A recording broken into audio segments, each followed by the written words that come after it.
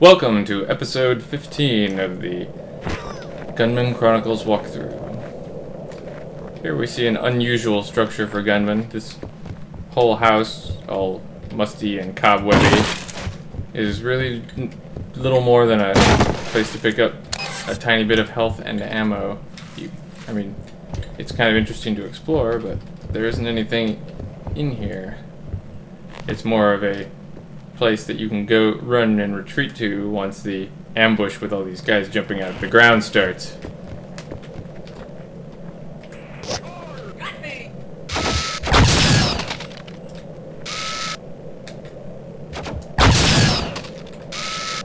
I saw that.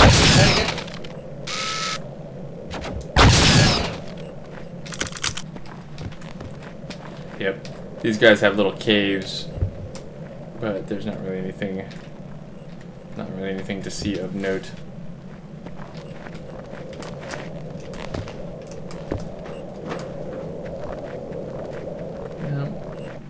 Definitely gets a feeling of quiet and lonesomeness out here. My sensors indicate that our weapons are not capable of penetrating the vehicle's armor. We must find another way to destroy it. And so we shall.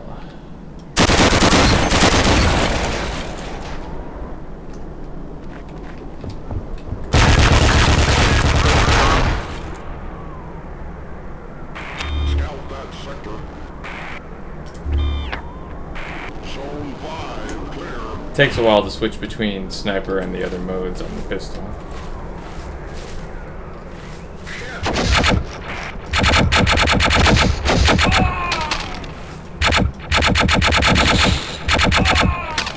And learning to climb ladders and shoot in a different direction is definitely an essential skill when playing any game in the Half-Life engine.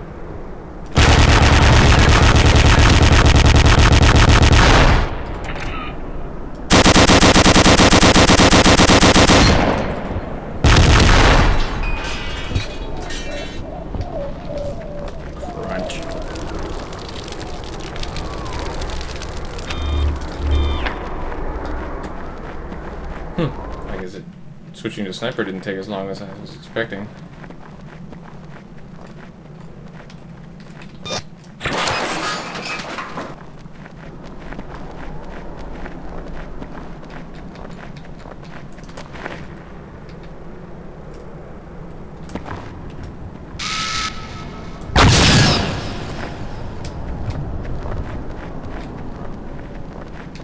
I'm not a fan of the big guys. The big guys are trouble.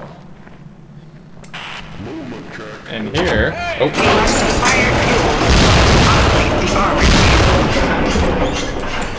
We're introduced to our first tank.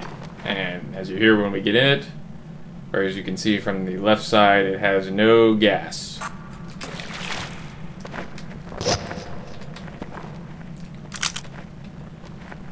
The gas is basically the pacing mechanism they use. Anytime they want you to get out of the tank and do something, they will generally make it run out of gas.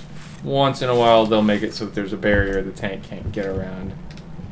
Well, I don't know. Actually, that's not fair. I think it's more often barriers the tank can't get around, but having it run out of gas at convenient times is also a strategy they're fond of.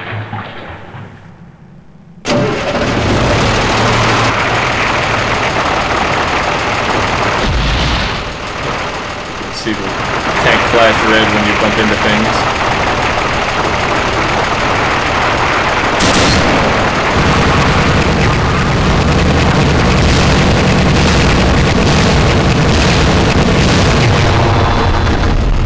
Yeah. You can shoot each one individually, but shooting them both with splash damage also works.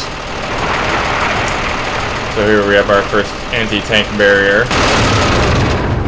Sorry about the noise, there's just not much way around it.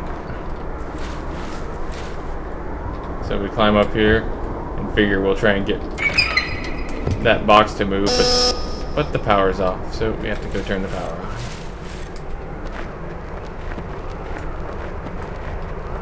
You can see power off.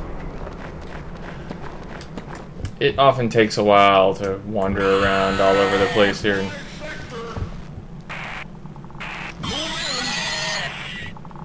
That doesn't sound good.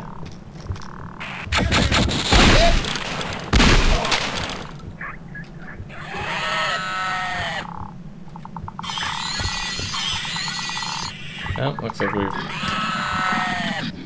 found raptor cages. Leave them alone. Oh, he got to it. None of that.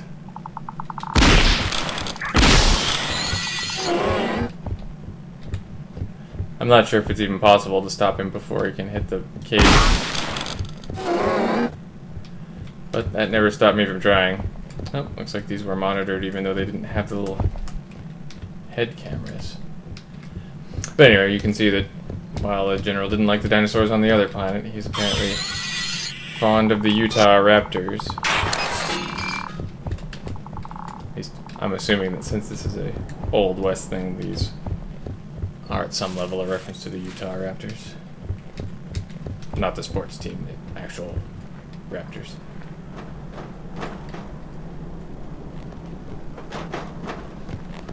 You can still see down there, power is off.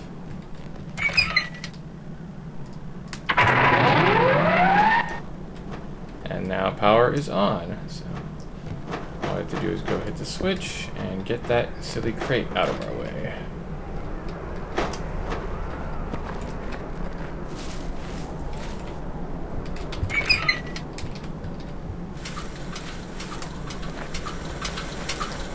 And time for loud.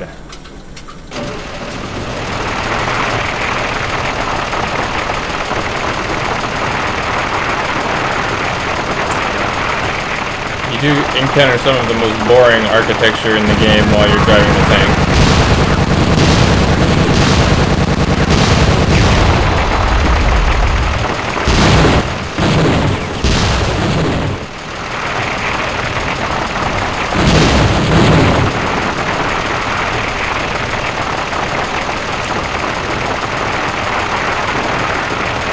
Pretty much just tiling brown rocks forever.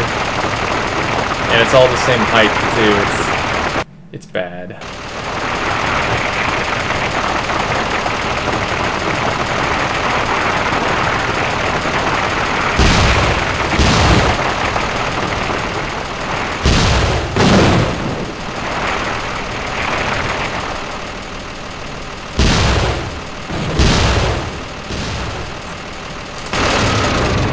But the satisfaction of being able to lob giant shells of death at pretty much anything you want to makes up for it, I think. Yep. There's a ladder down here, but it's just in case you fall into where the dam is, you can get out using that ladder over there and then climbing up here.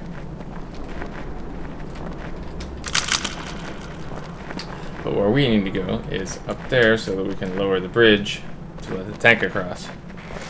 Yikes!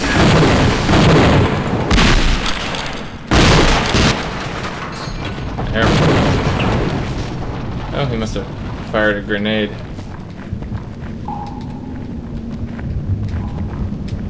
Alright. Now we can't actually go out this way. As you can see, there's more of those turrets up there, and when you're not in a tank, they'll chew you up in short order. Oops. Wrong way. I thought it was a push, but it was a pull. We must find a way to lower the drawbridge. The controls must be concealed somewhere within this structure. More heat sinks for the rifle, but we're already full up on rifle power. But we still have to go find the switch, lower that bridge, and kill whoever's up there being chatty in the next installment.